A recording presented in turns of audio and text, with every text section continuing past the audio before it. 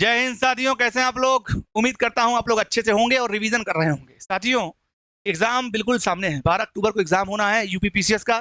और मुझे लग रहा है कि आप सभी लोग तैयारी में जुटे होंगे, रिवीजन कर रहे होंगे। और आज मैं इसी कड़ी में कुछ नए टॉपिक्स के साथ हाजिर हुआ हूं। आज हम लोग कुछ नए टॉपिक्स को पढ़ेंगे। तो चलिए फिर बिना किसी विलंब के शुरू करते हैं।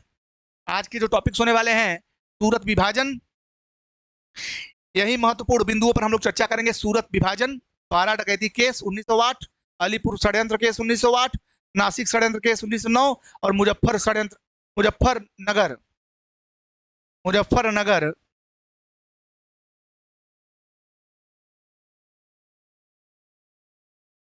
मुजफ्फरनगर नहीं, मुजफ्फरपुर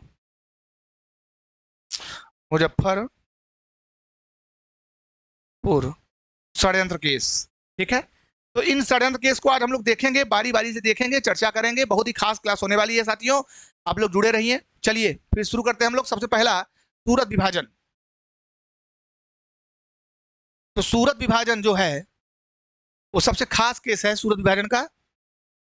सूरत विभाजन, तो सबसे पहले सूरत विभाजन हम लोग देखते हैं। सूरत का विभाजन क्या है? सूरत का विभाजन भैया देखिए, बहुत ही महत्वपूर्ण घटना है सूरत का विभाजन। ये 1907 में हुआ, ध्यान दीजिएगा, 1907 ईस्वी, ठीक है ना। सूरत का विभाजन, ठीक है, 1907 में। और ये अधिवेशन जो हुआ सूरत में हुआ, जैसा कि नाम से स्पष्ट है। सूरत विभाजन हुआ क्यों, इसके क्या क्या कारण है? इसके कारण है विचारधारा। इसके कारण है विचारधारा। विचारधारा का कारण है राष्ट्रीय उद्देश्य की प्राप्ति के अलग अलग तरीके। दो दल थे, एक गरम दल और एक नरम दल। इन दो दलों में राष्ट्रीय उद्देश्य की प्राप्ति के लिए जो तरीके अपनाए गए, उन तरीकों में भिन्नता थी।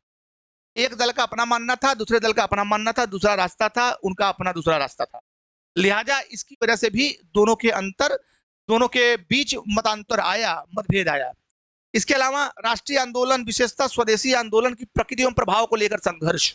अर्थात ये लोग मानते थे कि जो राष्ट्रीय आंदोलन है उसकी प्रकृति और उसका प्रभाव क्या होना चाहिए, ये दोनों दलों के बीच सामंजस्य बन नहीं पाया। एक दल चाहता था कि बंगाल तक ही सीमित रहे, इसको ज्यादा स्कोप में बढ़ाया जाए, क्योंकि अभी वक्त नहीं आया है। अगर हम आगे जाते हैं, इसका प्रसार प्रचार करते हैं, तो हो सकता है अंग्रेज जो है इसका ब्रूटल सप्रेशन कर दे, बड़ा ही जो है क्रूरता के साथ इसका दमन कर दें। बहुत से लोगों की जान जाएगी उसमें, बहुत से लोग मारे जाएंगे। लेकिन एक दल ये भी था, कहता था कि नहीं, जब तक हम जो है इसको आगे नहीं बढ़ाएंगे, जब तक बंगाल के बाहर नहीं ले जाएंगे, तब तक हमारा जो है राष्ट्रीय आंदोलन का जो प्रभाव है वो बढ़ेगा नहीं। तो इन तमाम चीजों को लेकर दोनों के बीच संघर्ष, दो गुटों में संघर्ष बना। ठीक है, कांग्रेस के अध्यक्ष, अच्छा तीसरा पॉइंट कांग्रेस के अध्यक्ष को लेकर, दोनों दल जो है अपने अपने गुट के अध्यक्ष को नियुक्त करना चाहते थे, उनकी अपॉइंटमेंट चाहते थे कि इस बार हमारा अध्यक्ष बने।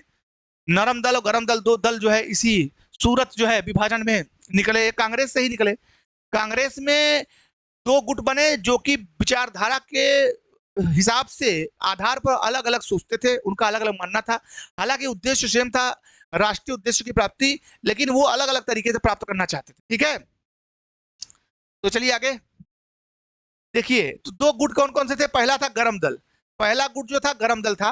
गरम दल के कुछ नेताओं की बात कर लेते हैं साथियों। लाला लाजपत राय, बाल गंगाधर तिलक, बिपिन चंद्र पाल और अरविंद घोष। इन तीनों को लाल बाल पाल भी कहा जाता है। ध्यान दीजिएगा, इनको क्या कहा जाता है? लाल बाल पाल भी कहा जाता है। इसके अलावा विचारधारा अगर देखा जाए, विचार, तो स्वदेशी आंदोलन का प्रसार बंगाल के बाहर भी होना चाहिए। इनका मानना था कि बंगाल के बाहर भी होना चाहिए, गरम दल वालों का। दूसरा, स्वदेशी आंदोलन में जन भागीदारी, ये चाहते थे मास पार्टिसिपेशन, कि मैसेज जो है उनको पार्टिसिपेट करवाया जाए, जन भागीदारी सुनिश्चित की जाए, क्योंकि जनता जब जुड़ेगी तभी हमारा राष्ट्रीय आंदोलन मजबूत होगा। ठीक है, और प्रभावशाली बनेगा। तीसरा, बल के दम पर अपनी मांग को मनवाना, ये चाहते थे कि बल के दम पर हम अपनी मांग को मनवाएं। अंग्रेजी सरकार जो है हमारी बात शक्ति के दम पर मानेगी, क्यों नहीं मानेगी? तो ये सारी चीजें ये लोग जो है चाहते थे। जबकि इसके इतर एक और दल था, नरम दल। उसके नेता कौन कौन थे? गोपाल कृष्ण गोखले, सुरेंद्रनाथ बनर्जी, दादा भाई नौरोजी, फिरोज शाह मेहता, बदरुद्दीन तैयब जी। ये कुछ नरमपंथी नेता थे। ठीक है, इनका विचार क्या था कि स्वदेशी आंदोलन को बंगाल तक सीमित रखना, क्योंकि अभी इसके प्रसार का सही वक्त नहीं है। ये कहते थे कि अभी टाइम हैज नॉट कम, समय अभी आया नहीं है कि हम इसका प्रसार बंगाल के बाहर करें। बंगाल के आसपास तक ठीक है, लेकिन एकदम प्रसार कर देना सही नहीं है। ठीक है, तो ये लोग ऐसा मानते थे। इसके अलावा सीमित जनभागीदारी ध्यान दीजिएगा, सीमित जनभागीदारी, इन्होंने कहा कि जनभागीदारी भी सीमित होनी चाहिए। बहुत ज्यादा मास को इन्वॉल्व कर लेंगे तो पॉसिबिलिटी है कि अंग्रेज इसका दमन कर दें। और 3P सिस्टम जो है, 3P इसका मतलब होता है पिटिशन, प्रोटेस्ट एंड प्रेयर। ये पिटिशन, प्रोटेस्ट एंड प्रेयर में विश्वास करते थे। इनका मानना था कि हम याचना करेंगे, हम प्रार्थना करेंगे, हम जो है शांतिपूर्वक जो है विद्रोह करेंगे, विरोध करेंगे, विद्रोह नहीं मतलब विरोध करेंगे, वो भी शांतिपूर्ण। क्यों? क्योंकि शांति के माध्यम से करेंगे तो हमारा दमन नहीं किया जाएगा, नहीं तो हमारे ऊपर लाठीचार्ज हो सकता है, हमारे ऊपर गोली चलाई जा सकती है। तो कुल मिला के शांतिपूर्ण तरीके से अपनी मांग को मनवाना इनका मेन उद्देश्य था और तौर तरीका था। ध्यान दीजिएगा, इसी को लेकर विवाद हुआ और विवाद होने के पश्चात क्या स्थिति बनी भैया? विवाद होने के पश्चात क्या स्थिति बनी कि और अध्यक्ष के पद को लेकर भी, क्योंकि नरम पंथी ये रास बिहारी घोष को अध्यक्ष बनाना चाहते थे। ठीक है, अध्यक्ष बनाना चाहते थे। और गरम पंथी ये लाला लाजपत राय को।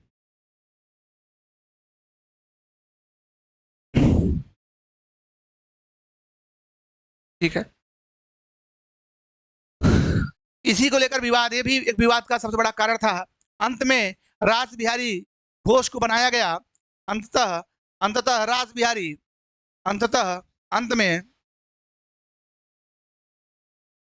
अंत में रास बिहारी घोष सूरत अधिवेशन में अध्यक्ष बनते हैं। ये अध्यक्ष बनते हैं, ध्यान दीजिएगा, अध्यक्ष बनते हैं। ठीक है, और कांग्रेस गरम दल एवं नरम दल में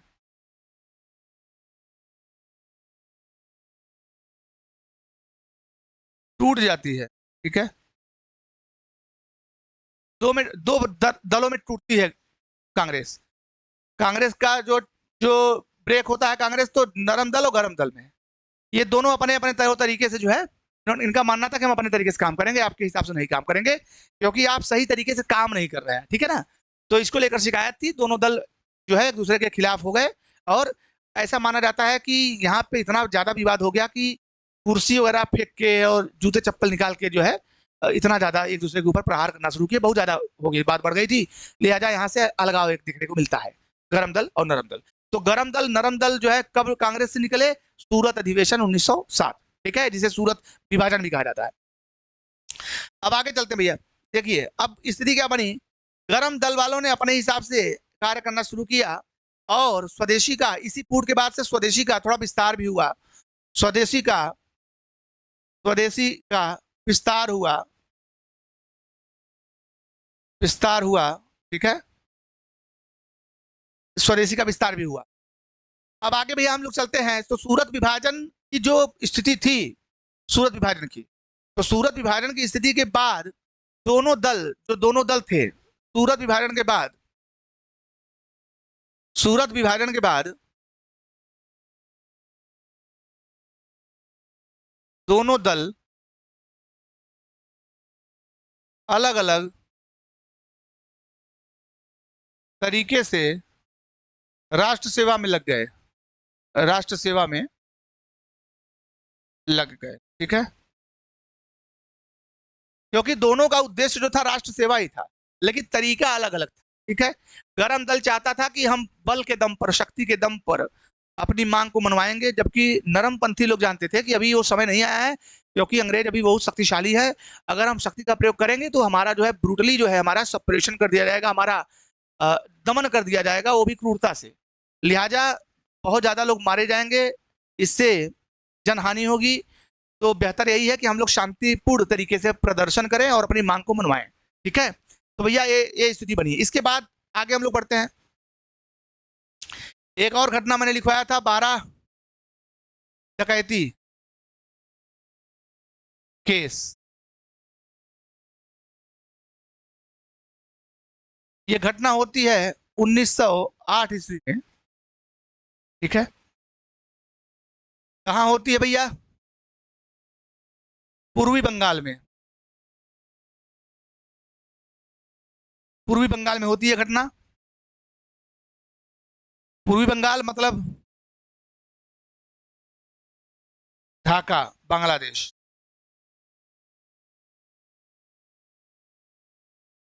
ठीक है, और ये घटना खासतौर पर क्या होती है, इसमें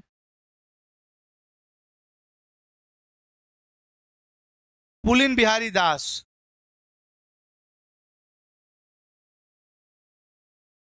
ठीक है ना, जो कि अनुशीलन समिति के सदस्य थे। अनुशीलन समिति के सदस्य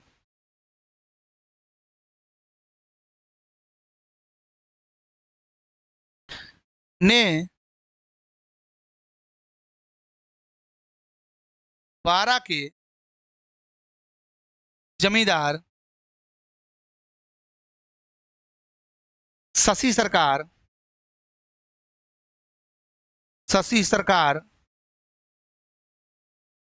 के यहाँ लूटपाट की। ठीक है ना, शशि सरकार के यहाँ लूटपाट की। 12 के जमींदार थे। ठीक है, ये ढाका के थे, मतलब 12 बांग्लादेश, पूर्वी बंगाल, बांग्लादेश। ठीक है ना, तो वहां पे 12 जो है 12 के जमींदार थे। 12 जगह है, तो 12 के जमींदार थे शशि सरकार। इनके खिलाफ जो है इन्होंने लूटपाट, जो है इनके यहाँ लूटपाट, जमींदार थे क्या, लूटपाट की। और ये 12 डकैती केस इसी को कहते हैं। इसको किया पुलिन बिहारी दास, जो कि अनुशीलन समिति के जो है संस्थापक सदस्यों में से एक थे। तो कुल मिला के बड़े बहुत ही खास मेंबर थे। तो ये 12 डकैती केस के नाम से जाना जाता है। 1908 की घटना है, ध्यान दीजिएगा। ठीक है, बहुत ही इंपॉर्टेंट घटना है। इसके बाद आगे चलते हैं हम लोग। आगे एक और बहुत इंपॉर्टेंट केस था,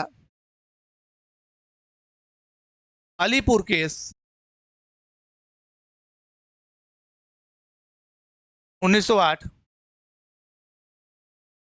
अलीपुर कलकत्ता में है। ठीक है, इस केस में भैया क्या हुआ, इस केस में अवैध हथियार रखने के कारण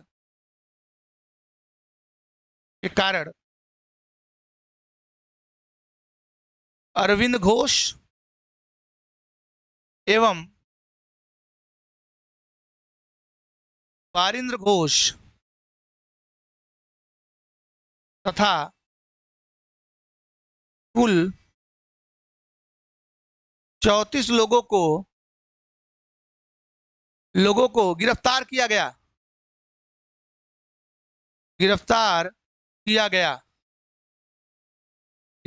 इल्जाम क्या लगाया गया कि आप लोग अवैध हथियार रखें।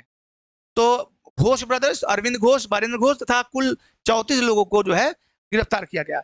इनमें क्या हुआ भैया कि इनमें 15 लोगों को फांसी हुई। 15 लोगों को डायरेक्ट सीधे फांसी हुई।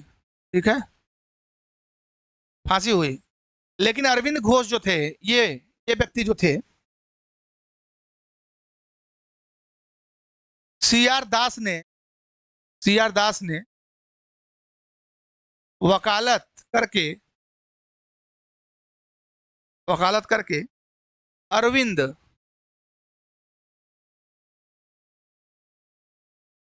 घोष को बचा लिया। ठीक है, बचा लिया, पैरवी करके बचा लिया। सीआर दास की मदद से अरविंद घोष बच गए इस केस में, नहीं तो फांसी हुई और आजीवन कारावास हुई सब। ये ध्यान देना, बहुत ही इंपॉर्टेंट केस है। अवैध हथियार रखने के चक्कर में अलीपुर केस हुआ था। कलकत्ता में अलीपुर पड़ता है, अलीपुर द्वार एक नाम आपने सुना होगा। ठीक है, आइए आगे चलते हैं। एक और केस होता है नासिक, नासिक षड्यंत्र केस।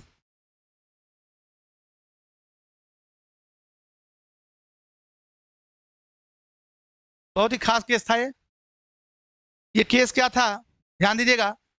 ये केस खास तौर पे क्या था भैया, ये केस ये था कि इस केस में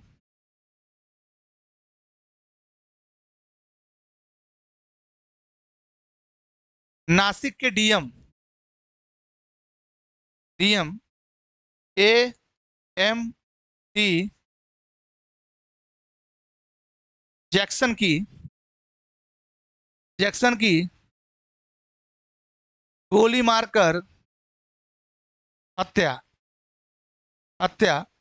कर दी गई। ठीक है, कर दी गई। ध्यान दीजिएगा, गोली मारने वाले जो मुख्य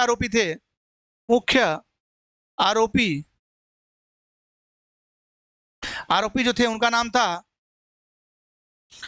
अनंत लक्ष्मण कन्हेरे। ठीक है, अनंत लक्ष्मण कन्हेरे, इन्होंने गोली मारकर हत्या कर दी। ध्यान दीजिएगा, बहुत ही इंपॉर्टेंट, इसमें सावरकर ब्रदर्स जो थे वो भी आए, उनके साथ तमाम तरह के नेता, अभिनव भारत के बहुत सारे लोगों ने जो है इसमें आए। तो आरोप क्या लगा, आरोप अभिनव भारत संस्था पे लगा, संस्था पर लगा। ठीक है, अभिनव भारत संस्था पे लगा, और लगने के उपरांत वीडी सावरकर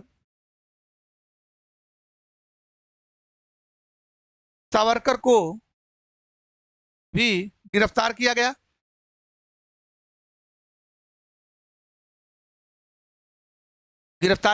इनके ऊपर आरोप क्या लगा, सावरकर जी के ऊपर, इनके ऊपर आरोप लगा कि ये लंदन से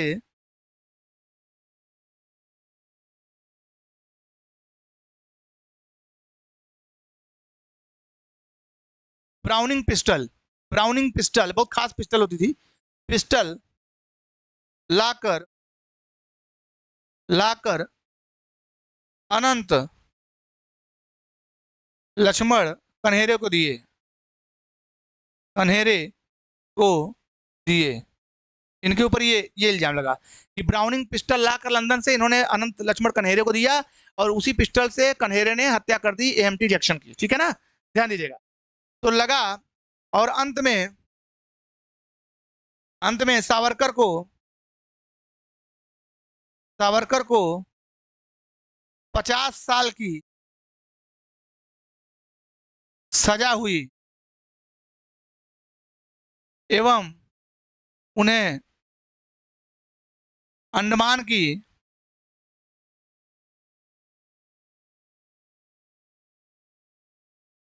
सेलुलर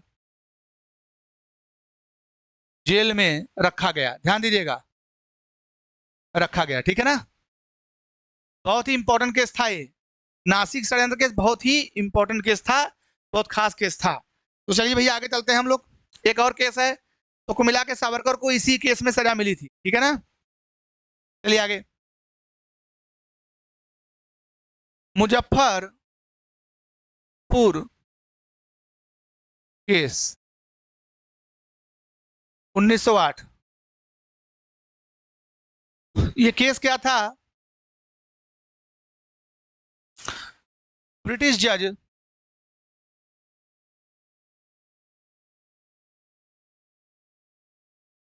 किंग्सफोर्ड के हत्या का आरोप, हत्या की कोशिश। ठीक है, कोशिश, किंग्सफोर्ड पर बम से हमला। ध्यान दीजिएगा, किंग्सफोर्ड 1908 में, ये मुजफ्फरपुर में ये जा रहा था अपने बग्गी से, बग्गी जो घोड़ा गाड़ी होती है उसमें बैठ के जा रहा था। दो लोग खास तौर पे जो थे, खुदीराम बोस साहब और प्रफुल्ल चाकी, इन दोनों ने बम फेंक दिया बग्गी पे। लेकिन बम, इससे पहले कि बम गिरता बग्गी पे, बग्गी आगे निकल गई और बम जहां गिरा वहां मिस्टर कैनेडी, उनकी वाइफ और उनकी पुत्री खड़े थे, वो बम की चपेट में आ गए।